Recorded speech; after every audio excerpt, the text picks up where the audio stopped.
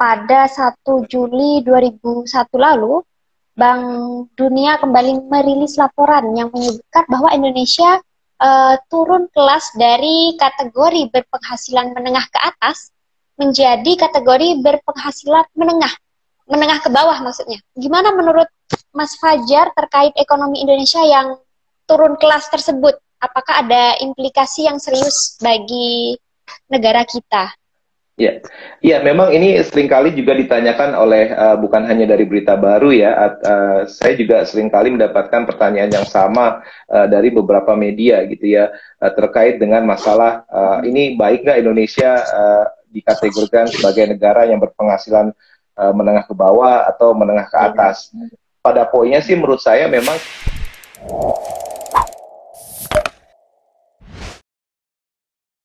Oke, Assalamualaikum warahmatullahi wabarakatuh. Selamat malam kawan-kawan bercerita. Gimana kabarnya? Semoga selalu sehat ya kawan-kawan. Bertemu kembali dengan saya, Dia Bahtiar, di program bercerita, berbagi cerita di balik berita episode ke-85 ini. Acara ini diinisiasi oleh beritabaru.co. Ini merupakan portal berita kaum muda yang bertekad untuk meluruskan distorsi informasi seperti itu. Malam ini kita akan berdiskusi dengan Mas Fajar Hirawan.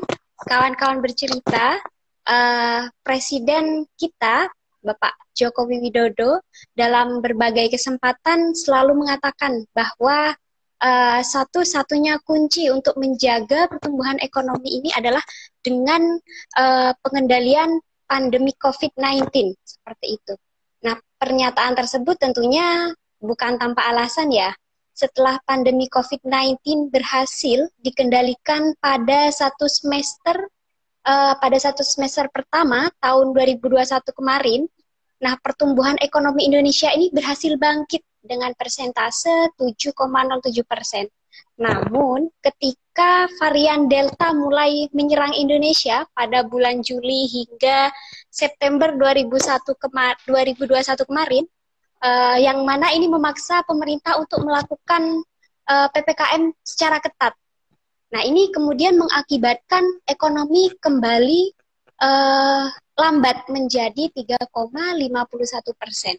Nah, namun pada akhirnya perekonomian ini kembali naik meskipun sedikit pada kuartal 4 2021 sebesar 5,02%, seperti itu. Walhasil secara agregat pertumbuhan ekonomi Indonesia pada tahun 2021 tercatat mengalami kenaikan, tercatat bertumbuh lagi ya sebesar 3,69% dibandingkan tahun 2020 kemarin, yang mana ini mengalami kontraksi atau minus. Ini mengalami minus ya, minus 2,07%.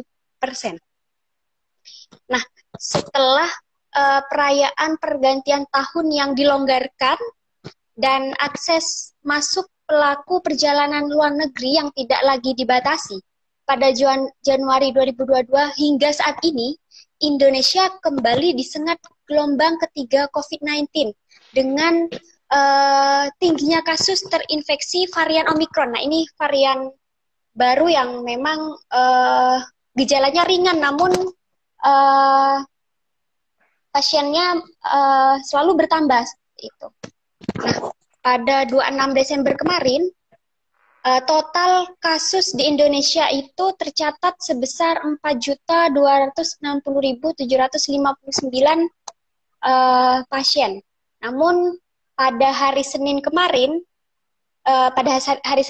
ya itu totalnya mencapai 5.231.923 kasus. Nah, ini ada kenaikan kasus seperti itu.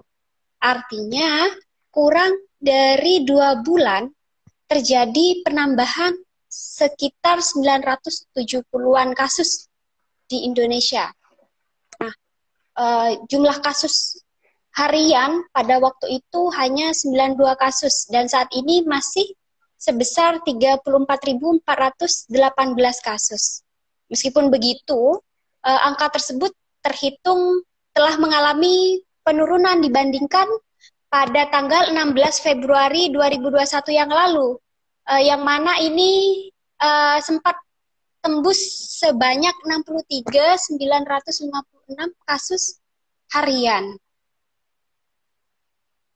Nah, ini sangat menyedihkan ya. Apakah sengatan varian Omikron tersebut akan memperparah pelambatan ekonomi Indonesia pada triwulan pertama tahun 2002 ini? Lalu apa sih yang harus dilakukan oleh pemerintah dan para pemangku kepentingan untuk segera pulih? Nah, malam ini kita kedatangan Mas Fajar ya, kita akan bahas ini bersama beliau. Oke, halo selamat malam Mas Selamat Fajar, malam. selamat bergabung. Ya, selamat malam dia dan juga kawan-kawan semua.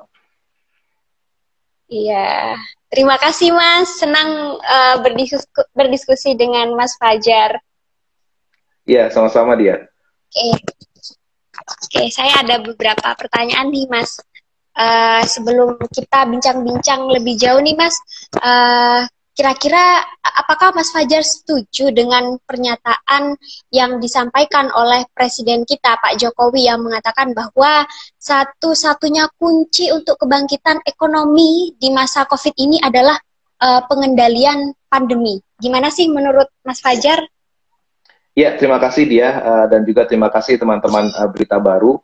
Jadi yang ingin saya komentari terkait dengan apa yang dinyatakan oleh Pak Presiden Jokowi, pada dasarnya memang kita harus belajar dari apa yang terjadi di awal tahun 2020, kemudian juga di pertengahan 2021. Yang menjadi kekurangan kita pada saat itu adalah kita tidak memiliki sebuah manajemen risiko gitu ya untuk mengantisipasi dampak yang akan diakibatkan oleh pandemi di kala itu.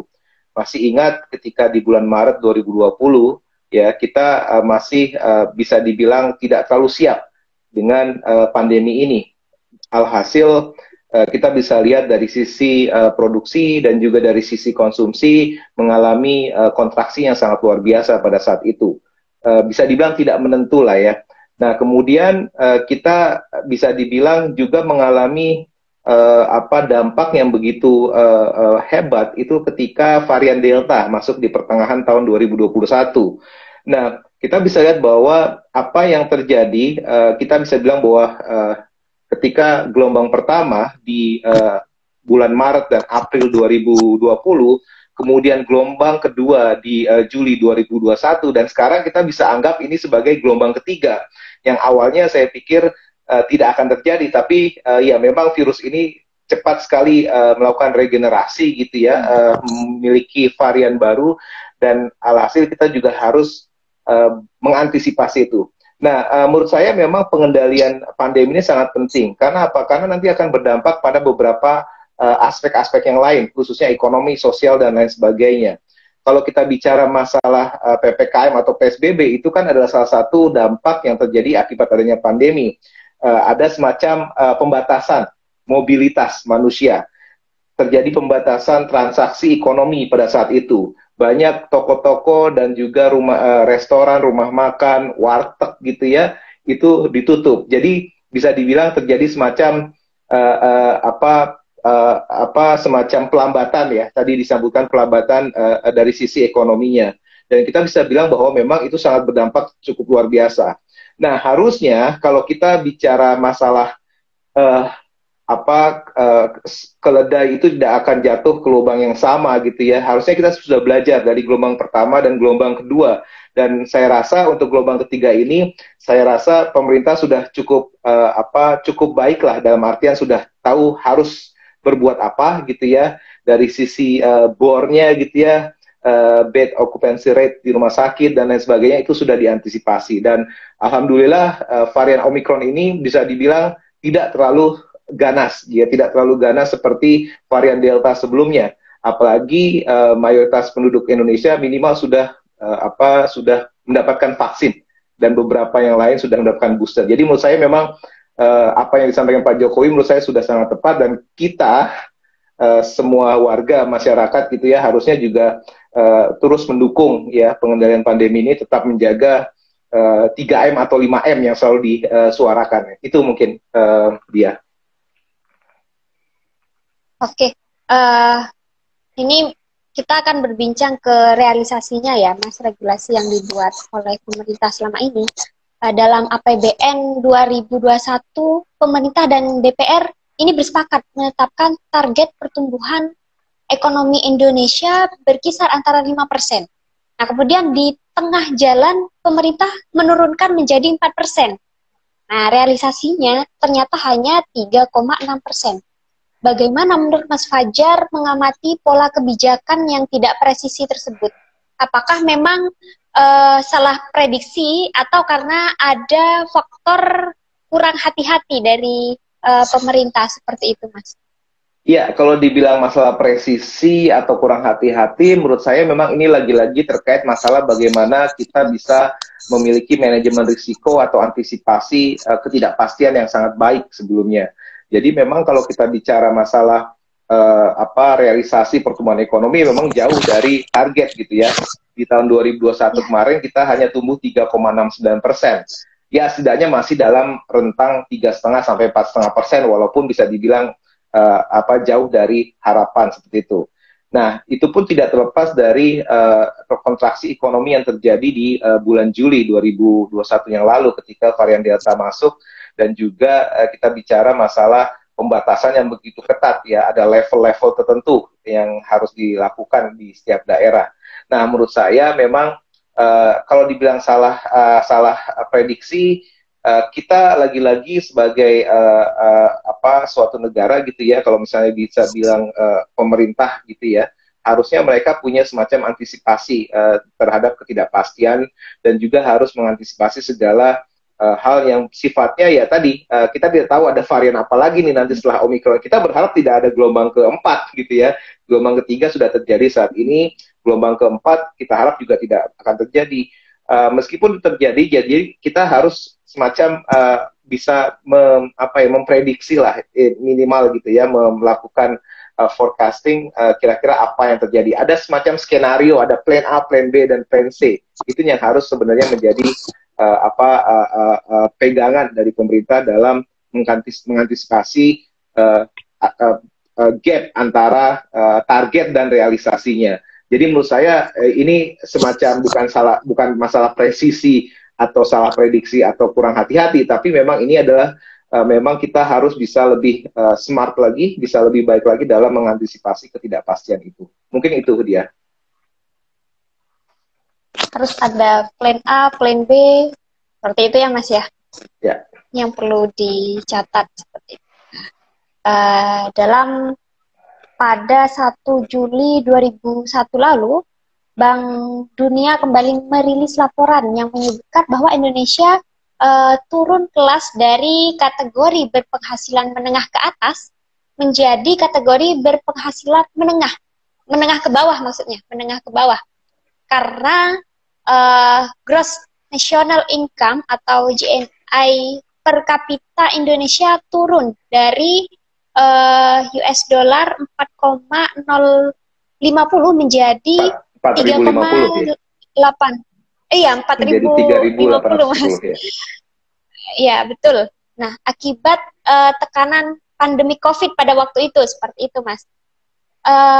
Gimana menurut Mas Fajar terkait ekonomi Indonesia yang turun kelas tersebut? Apakah ada implikasi yang serius bagi negara kita? Ya, ya, memang ini seringkali juga ditanyakan oleh bukan hanya dari Berita Baru ya. Saya juga seringkali mendapatkan pertanyaan yang sama dari beberapa media gitu ya, terkait dengan masalah ini baik nggak Indonesia dikategorikan sebagai negara yang berpenghasilan menengah ke bawah atau menengah ke atas. Pada poinnya sih menurut saya memang kita tahu bahwa di tahun 2019 sebelum pandemi kita bisa dibilang dikategorikan sebagai negara yang berpenghasilan menengah ke atas oleh World Bank. Tapi itu lagi dekat sekali dengan thresholdnya gitu ya. Karena memang sangat rentan sekali untuk naik atau turun gitu ya. Jadi makanya selalu yang menjadi catatan bagi kita semua itu adalah apakah Indonesia akan terjebak dalam jebakan negara berpendapatan menengah atau middle income trap gitu ya. Nah, kita sih berharap ya, kalau kita bicara masalah ada implikasi atau tidak, ini sebenarnya terkait dengan masalah nanti status negara kita. Ya, sebenarnya semua negara ingin semuanya naik kelas gitu ya. Kita tidak mau lagi dianggap sebagai developing economies atau emerging economies. Kita berharap apalagi di tahun 2030 atau 2045 kita berharap bahwa kita bisa menjadi negara yang bisa dibilang besar gitu ya dari sisi ukuran ekonominya. Nah, tapi di samping itu menurut saya juga implikasinya sebenarnya ini terkait dengan nanti mungkin nanti terkait dengan adanya fasilitas negara-negara maju yang biasanya diberikan kepada negara-negara berkembang seperti Indonesia, khususnya di sektor perdagangan. Kita masih menikmati apa itu GSP gitu ya, fasilitas perdagangan yang diberikan oleh beberapa negara maju seperti Amerika Serikat. Kalau kita akhirnya naik kelas, mungkin saja itu akan dicabut karena mereka menganggap bahwa negara kita sudah maju gitu ya. Atau mungkin beberapa hal lain, misalkan yang bersifat beasiswa. Biasanya kan beasiswa itu diberikan pada negara-negara yang bisa dibilang negara berkembang gitu ya. Tapi kalau kita sudah naik kelas, ya kita sangat bersyukur kita juga bisa membiayai kuliah bagi putra-putri kita sendiri gitu ya dengan skema LPDP misalkan. Jadi kita tidak lagi bergantung pada entah itu dari Amerika atau dari Australia, tapi setidaknya kita punya semacam skema yang menurut saya sangat baik gitu ya untuk menyekolahkan, untuk meningkatkan kapasitas sumber daya manusia Indonesia secara umum. Seperti itu dia. Oke, kompleks memang ya Mas ya. Ini masih menurut Bank Dunia lagi ya. Menurut Bank Dunia ukuran berpenghasilan menengah ke bawah adalah ketika GNI per kapita berada di bawah atau sama dengan 4.095. Nah, dalam rilis terbaru, rilis BPS RI pada 7 Februari 2002 kemarin, disebutkan bahwa gross domestic product per kapita Indonesia telah mencapai US dollar 4.349. Nah, apakah GDP per kapita sama dengan ukuran GNI per kapita yang digunakan oleh Bank Dunia? Dan juga apakah Indonesia saat ini masih masuk kategori negara berpenghasilan menengah ke bawah atau sudah kembali naik sebagai negara berpenghasilan menengah ke atas? Itu Mas. Ya, memang kembali lagi kita menurut saya sih memang kita juga kalau misalnya teman-teman mungkin pernah mengambil kuliah makroekonomi harusnya sudah tahu ya terkait dengan definisi dan konsep dari GDP atau GNI gitu atau Gross National Income dan Gross Domestic Product. Nah, memang kalau kita bicara masalah ukurannya jelas berbeda gitu ya. Kalau kita bicara masalah Gross Domestic Product itu kan segala kegiatan ekonomi gitu ya, yang sifatnya produksi final goods gitu ya, dan juga apapun yang menjadi kegiatan yang ada di dalam negara tersebut atau within the country. Tapi kalau kita bicara GNI atau Gross National Income itu termasuk pendapatan yang didapat dari misalkan insentif atau gaji atau salary yang didapatkan oleh tenaga kerja kita yang bekerja di luar negeri, misalkan seperti itu, atau investasi Indonesia yang ada di luar negeri. Nah, itu jelas kalau bisa bilang itu apakah memang ukurannya berbeda, ya jelas berbeda. Karena memang di sini kita bisa anggap bahwa mungkin saja karena memang Indonesia itu sudah mulai bisa dibilang recover gitu ya dari keterpurukan di tahun 2020 gitu ya. Menurut saya ini menjadi salah satu sinyal bahwa kegiatan ekonomi di dalam negeri gitu ya, investasi dari luar negeri yang melakukan kegiatan di dalam negeri itu terus berkembang dan terus meningkat seperti itu.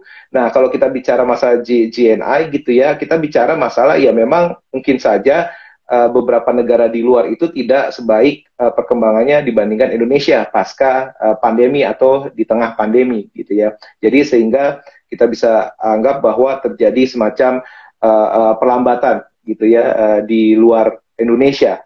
Dan kita bersyukur bahwa Indonesia, saya merasa bahwa memang Tuhan gitu ya sangat sangat sayang sekali dengan negara ini. Apalagi kalau kita bicara masalah kasus varian Delta di pertengahan tahun 2021 di Juli itu, kita kan bisa dibilang memang turun dari 7,07 di triwulan kedua menjadi hanya 3,51 di triwulan ketiga. Setidaknya masih positif di tengah pengetatan mobilisasi yang begitu tinggi pada saat itu kan ya. Kita bersyukur sekarang ini beberapa komoditas kita yang kita perdagangkan gitu ya sebagai komoditas ekspor itu harganya sedang tinggi seperti itu ya. Jadi itu adalah salah satu istilahnya blessing in disguise gitu ya, semacam anugerah yang memang mungkin timingnya tepat di mana kita tidak bisa bergantung pada kegiatan ekonomi di dalam negeri, tapi ekspor kita bisa dibilang cukup bagus gitu ya, pertumbuhannya double digit di atas 20% kalau tidak salah, dan memang kita bisa lihat bahwa memang ini semua adalah anugerah, dan saya seringkali menganggap bahwa memang Tuhan sangat sayang dengan Indonesia, seperti itu dia. Oke, jadi tidak masalah ya Mas, meskipun belum ada di ini ya deretan menengah ke atas. Ya. Kalau melihat fluktuasi tadi itu, pertumbuhan ekonomi lebih banyak dipengaruhi oleh naik turunnya kasus COVID-19 daripada besar kecilnya anggaran PEN. Apakah kemudian ini bisa dikatakan kalau anggaran PEN dampaknya sangat kecil terhadap pertumbuhan ekonomi Indonesia? Iya, ini memang menurut saya pertanyaan ini ya mungkin ada sifatnya ada cocokologi ya kalau bisa dibilang. Tapi kalau misalnya kita lihat secara seksama gitu ya, menurut saya kalau misalnya tidak ada dana PEN itu mungkin kontraksi kita itu lebih parah gitu ya sifatnya. Jadi tidak ada bantalan-bantalan, tidak ada semacam bantuan sosial yang dapat disediakan oleh pemerintah untuk masyarakat yang bisa dibilang rentan akibat adanya kontraksi ekonomi ini. Jadi kalau misalnya dibilang apakah pertumbuhan ekonomi ini lebih banyak dipengaruhi naik turunnya kasus COVID daripada besar kecilnya anggaran PEN, ya menurut saya kalau misalnya tidak ada anggaran PEN atau anggaran PEN itu kecil, menurut saya itu justru malah pertumbuhan ekonominya mungkin lebih parah lagi dia dan teman-teman semua. Jadi menurut saya yang lebih penting di sini adalah bagaimana dana PEN tersebut dapat terrealisasi dengan baik, dapat tepat sasaran gitu ya, dan juga bisa dimanfaatkan oleh masyarakat untuk survive di tengah pandemi. Saya masih ingat ketika di awal-awal pengucuran dana PEN di tahun 2020 yang sebesar 690 sekian triliun gitu ya, itu kan semacam ada kegagapan dari KL atau kementerian dan lembaga negara dalam menggunakan dana tersebut.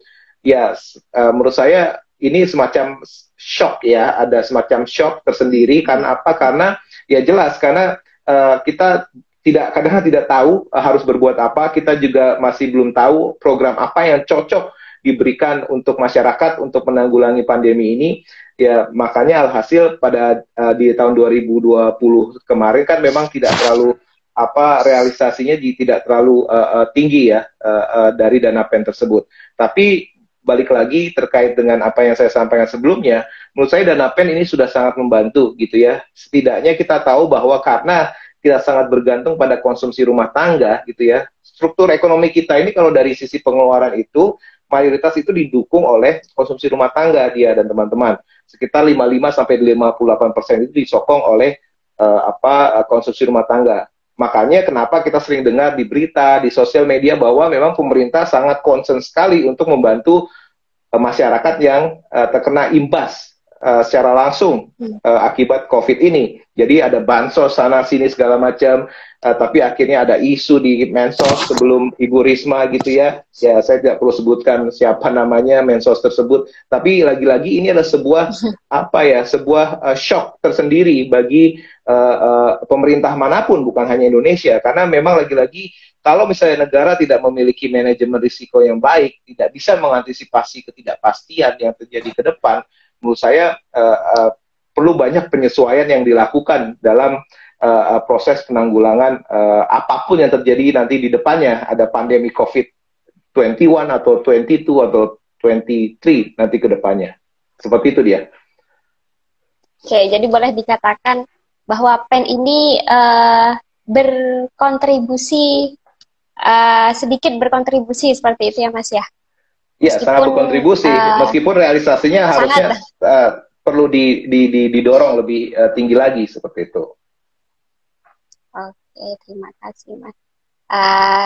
Ini kita flashback ya Mas ya, sebelum pandemi, tepatnya September 2019 lalu, jumlah penduduk miskin di Indonesia itu 24,79 juta jiwa, atau sebesar 9,22%.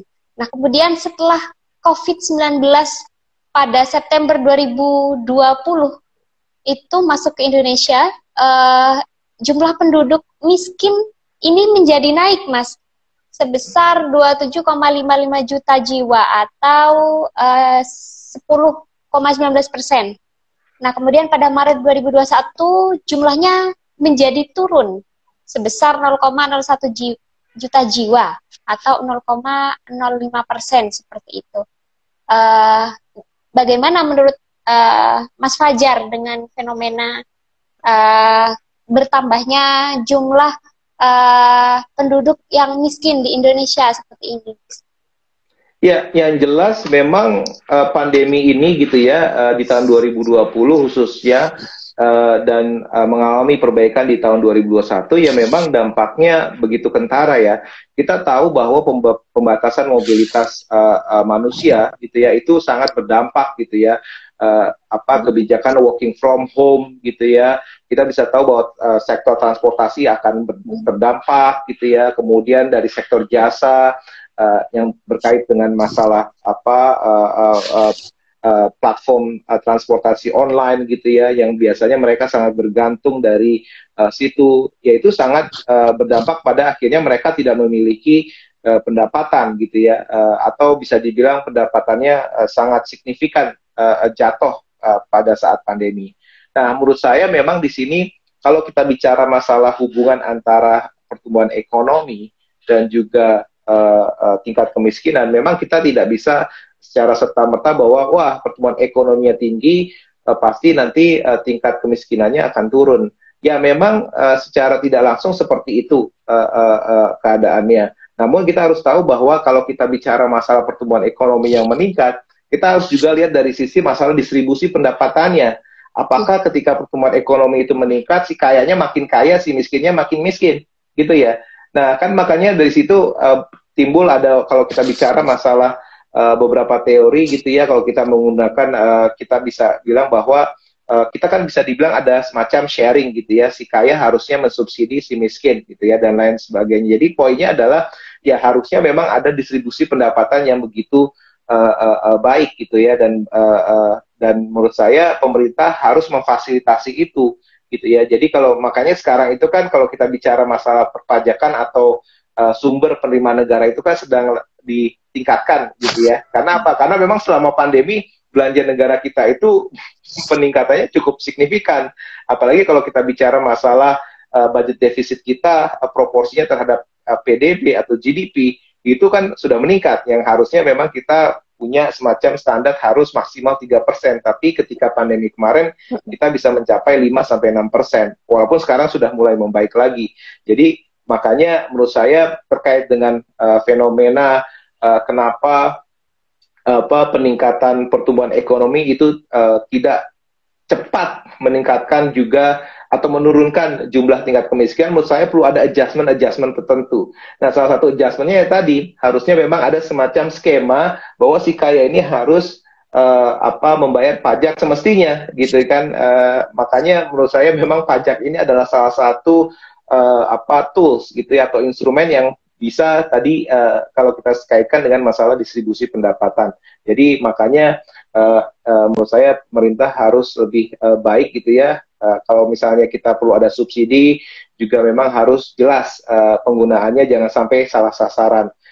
Apalagi sekarang ini kan banyak sekali sekarang permasalahannya ada kelangkaan minyak goreng gitu ya. Saya tadi juga sempat ke Alfamart aja, itu banyak yang nyari minyak goreng itu nggak ada gitu ya. Jadi menurut saya ini adalah salah satu hal yang harus menjadi perhatian pemerintah gitu ya. Ketika ada semacam kelangkaan seperti ini, harusnya cepat sigap gitu ya. Operasi pasar itu sudah pasti harus dilakukan untuk masyarakat, tapi lagi-lagi juga harus menindak pihak-pihak yang memang bisa dibilang quote unquote tidak bertanggung jawab ya dalam hal ini gitu ya.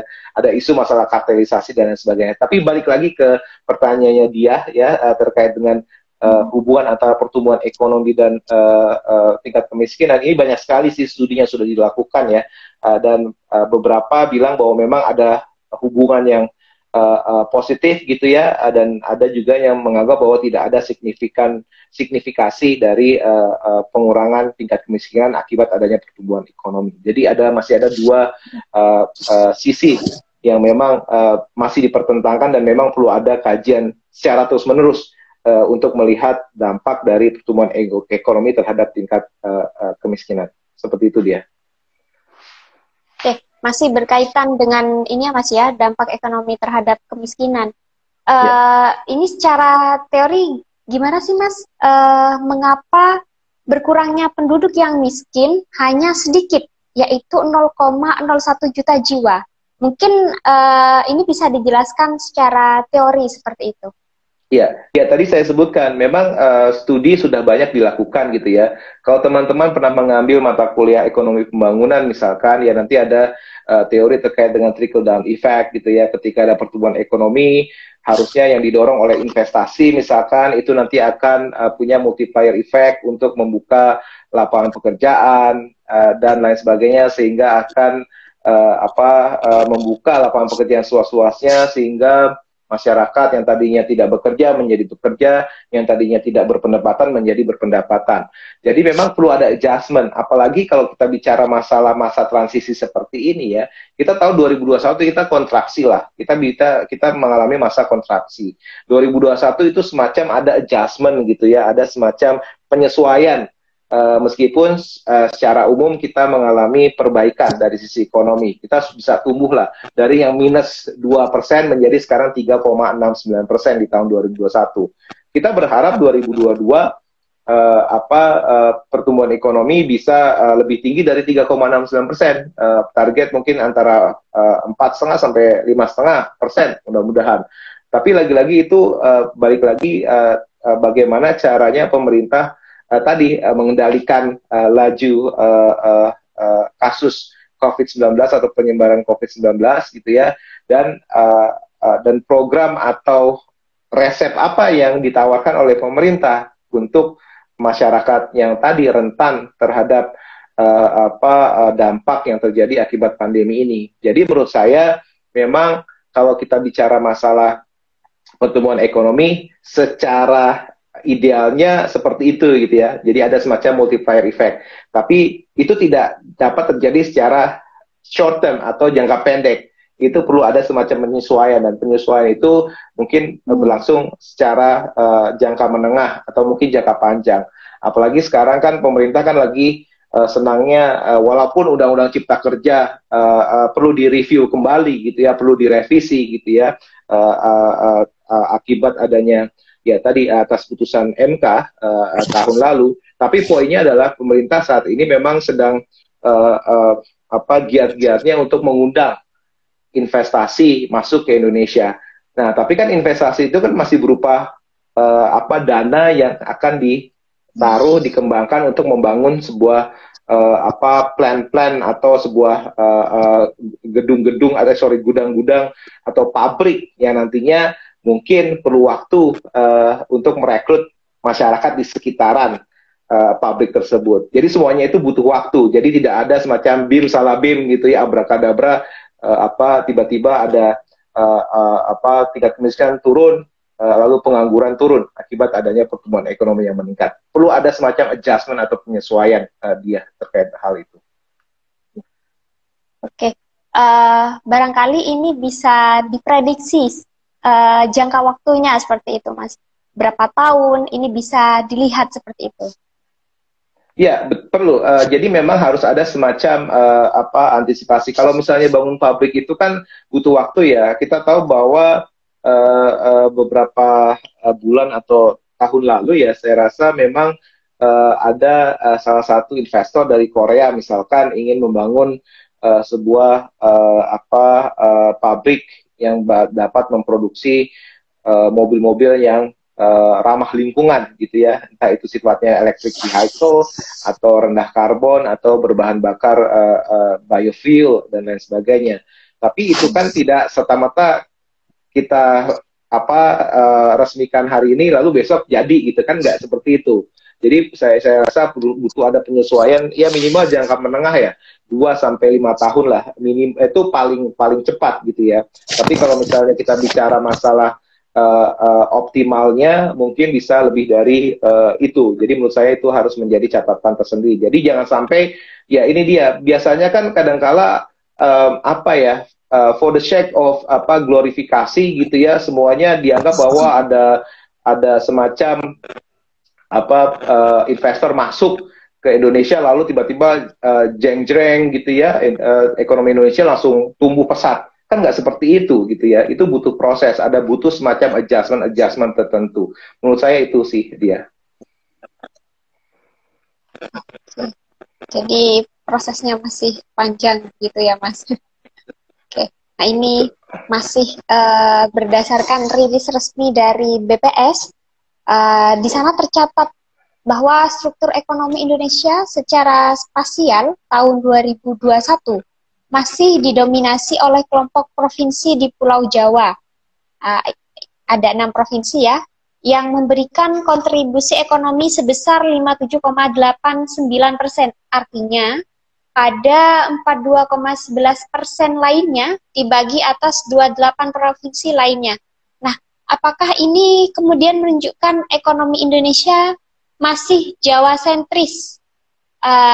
Gimana menurut Mas Fajar? Apakah ini hanya fenomena saat pandemi atau memang begitu kondisinya sejak dahulu sebelum ada pandemi seperti itu, Mas?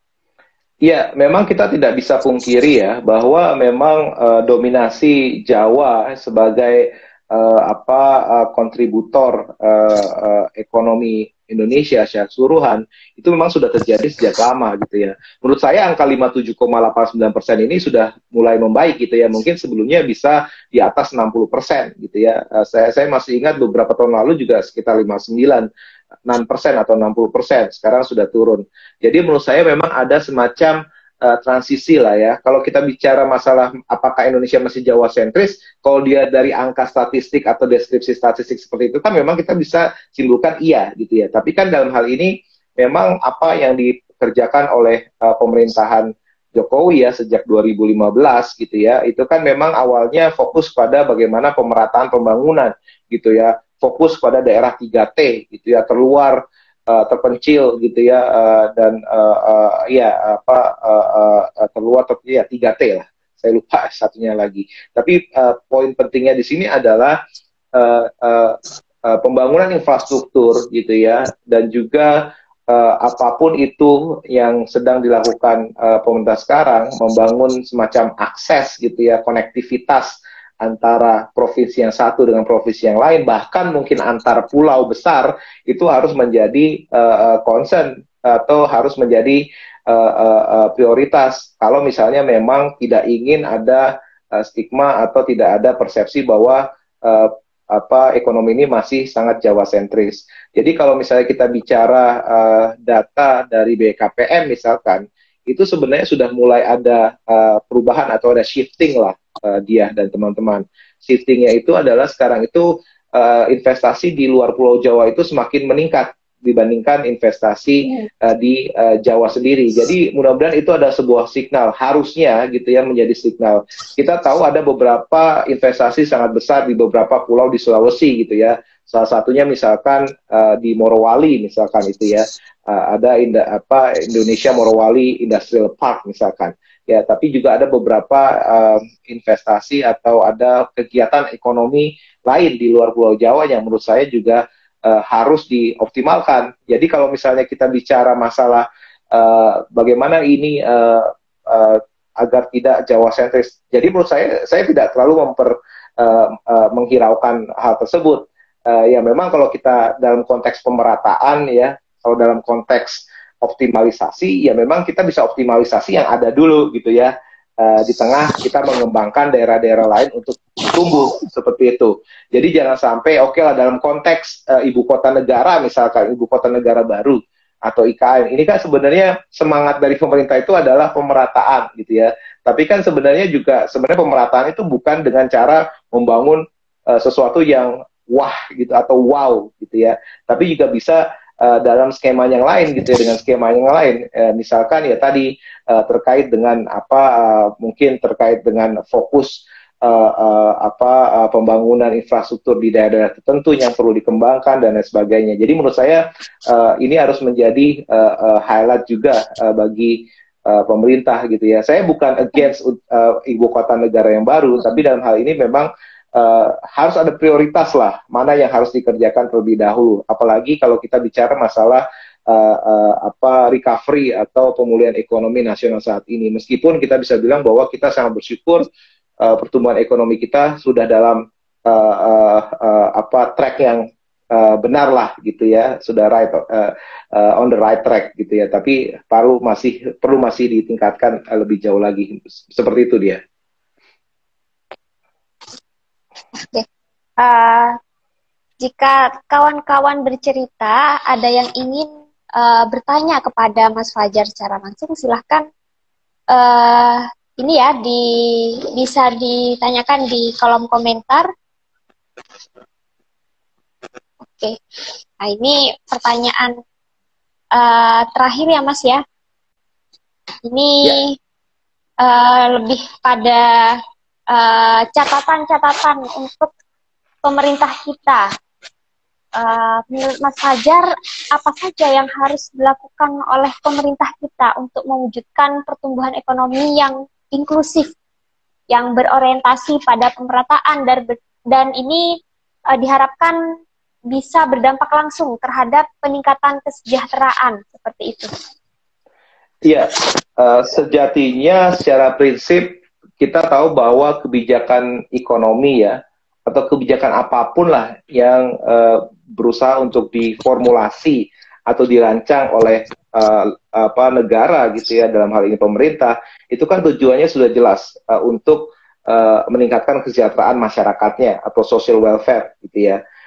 Tapi kalau misalnya kita bicara masalah konteks saat ini gitu ya, memang the idea terkait dengan inklusivitas gitu ya, terkait dengan sustainability, terkait dengan equality gitu ya, menurut saya memang itu menjadi salah satu sorotan khusus gitu ya, apalagi kalau melihat Indonesia sebagai negara yang sifatnya negara kepulauan, yang memang bisa dibilang ada semacam disparitas yang begitu tinggi gitu ya. Kalau kita bicara masalah inclusivity, ya itu udah sangat jelas gitu ya, dalam artian ini pertumbuhan ekonomi itu harus bisa dirasakan oleh siapapun, semua golongan masyarakat gitu ya, si kaya, si miskin, si kelas menengah ngehe misalkan kasarnya gitu ya, ada istilah itu ya. Jadi menurut saya itu harus ada inklusivitas tua, muda, jangan sampai bahwa kalau kita bicara masalah pertumbuhan ekonomi yang inklusif ini, terkesan bahwa ini adalah sesuatu yang memang diperjuangkan oleh anak-anak muda saja gitu ya.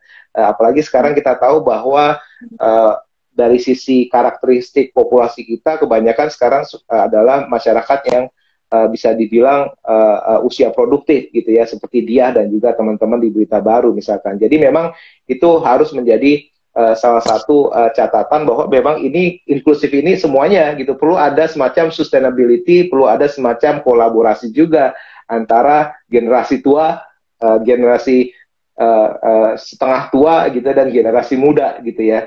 Nah, tapi kalau terkait dengan masalah sustainability, mungkin salah satunya juga harus disampaikan di sini dia. Jadi kalau kita bicara masalah pertumbuhan ekonomi itu biasanya kita lagi fokus pada bagaimana kita mengedepankan atau mewujudkan pertumbuhan ekonomi yang inklusif dan juga sustainable. Nah, sustainable ini sifatnya ya tadi, sifatnya mungkin kalau kita bicara masalah pembangunan yang rendah karbon gitu ya, kita bicara masalah ekonomi hijau. Itu yang mungkin juga harus dikedepankan gitu. Apalagi kita sekarang sedang menjadi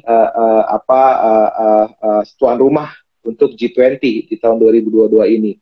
Salah satu isunya kan terkait dengan energy transition, ya kan, dan juga terkait dengan masalah digitalisasi, digital transformation, dan juga terkait dengan global health architecture. Jadi menurut saya ini adalah semua kesatuan yang memang harus dipikirkan oleh siapapun gitu ya, pemangku kebijakan di negeri ini.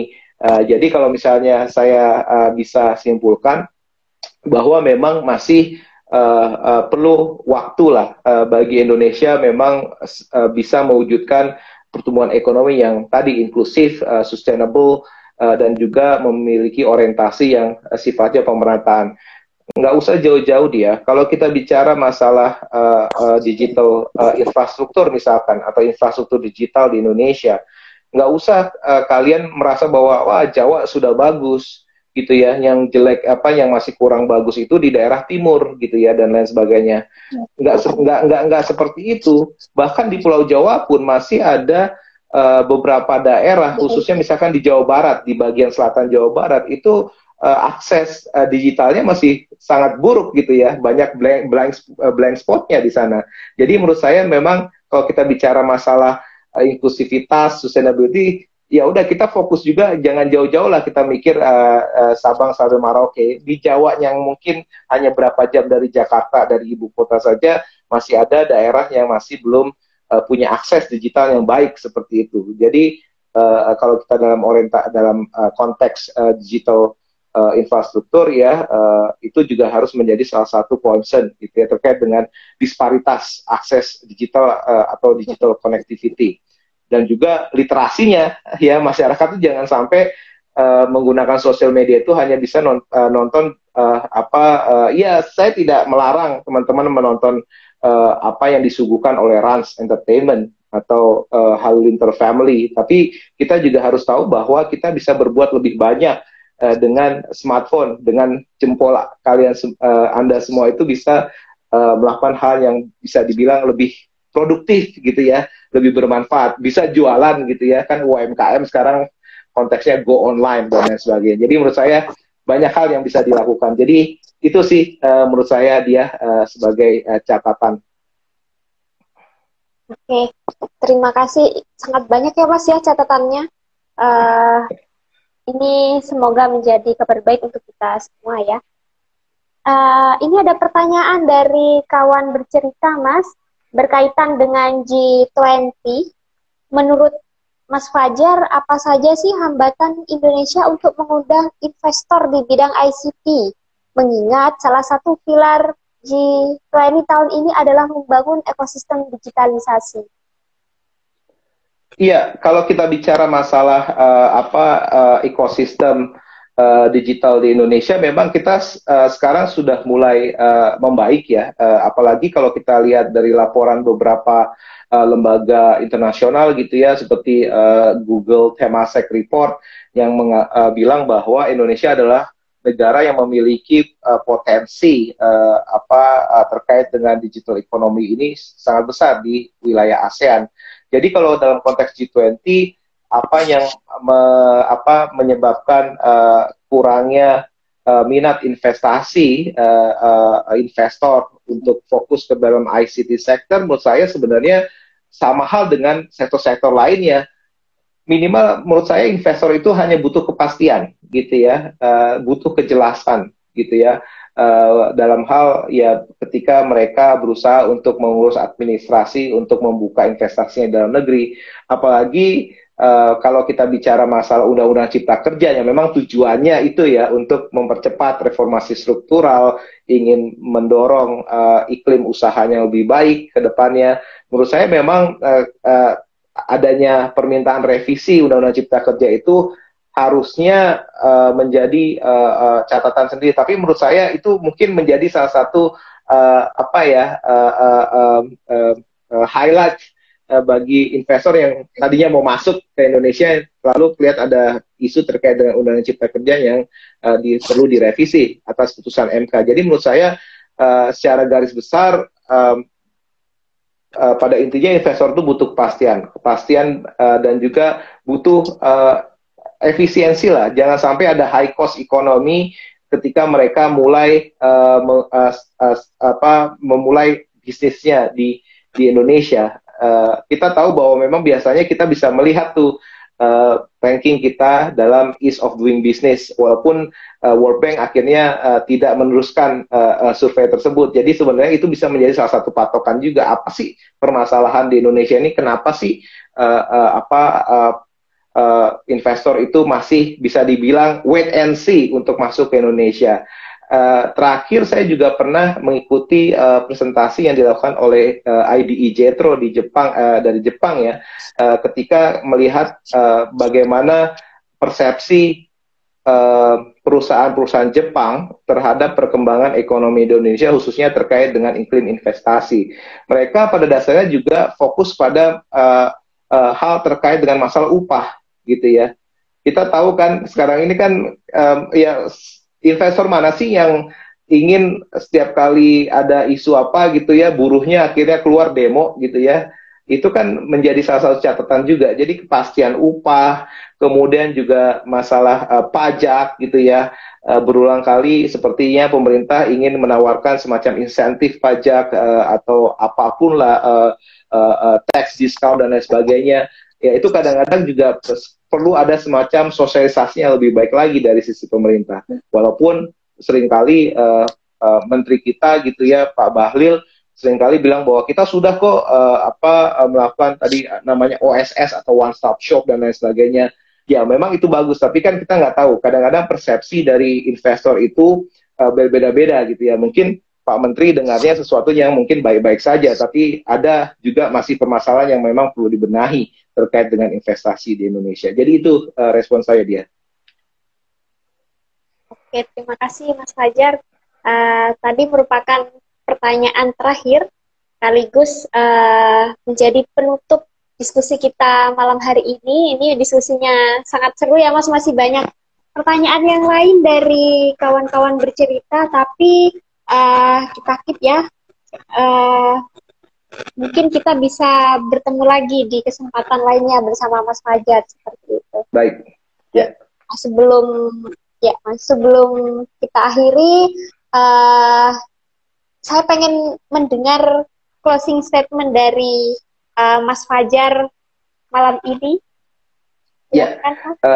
Ya, terima kasih dia. Jadi memang kalau kita bicara masalah ancaman Omikron gitu ya, dan juga potensi pelambatan ekonomi, menurut saya kita harusnya bisa melihat dari data yang ada gitu ya. Menurut saya memang potensi itu masih ada gitu ya, meskipun sekarang itu bisa dibilang sudah mengalami tren penurunan ya terkait dengan kasus positif yang diakibatkan oleh Omikron.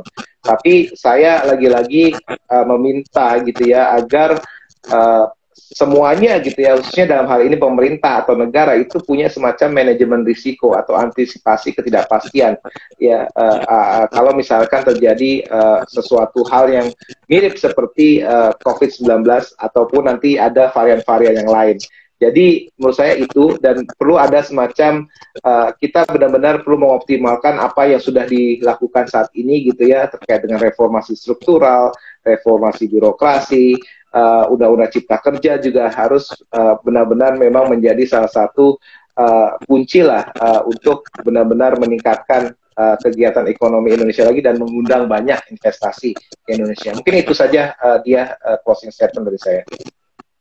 Oke, terima kasih Mas Fajar. Ini closing statement yang menginspirasi. Oke. Sekali lagi saya ucapkan terima kasih untuk Mas Fajar sudah menemani diskusi kita, diskusi kawan-kawan bercerita. Semoga bisa berjumpa lagi di lain kesempatan. Selamat malam Mas Fajar. Selamat malam kawan-kawan bercerita. Terima kasih sudah ikutan berdiskusi. Ya, saya akhiri. Selamat malam. Assalamualaikum warahmatullahi wabarakatuh. Waalaikumsalam warahmatullahi wabarakatuh.